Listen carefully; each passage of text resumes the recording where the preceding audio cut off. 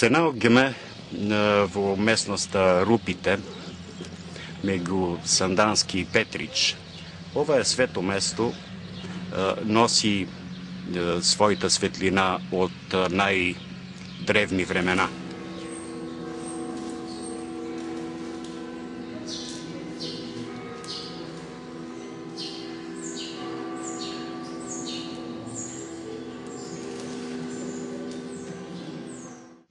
Ама имаше толкова ора пред домо, пред каштата на баба Ванга и не пожела да гледа.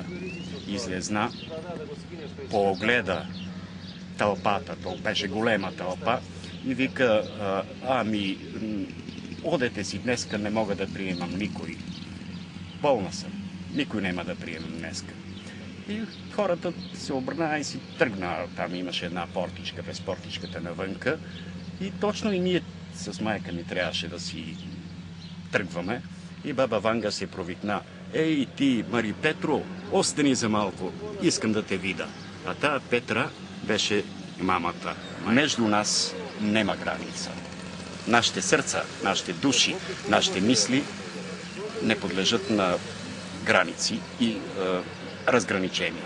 Ние сме сеистите, ние сме македонци, а между македонците границите се крият некъде другаде, не между държавите.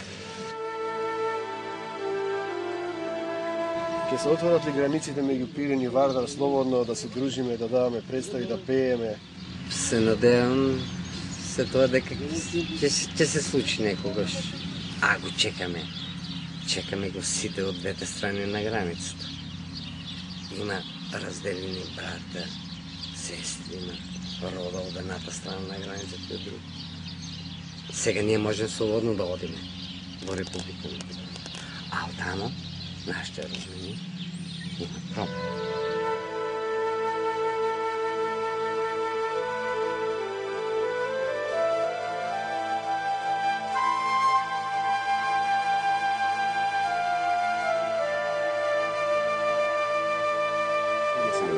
За баба Ванги ќе ви спее песента.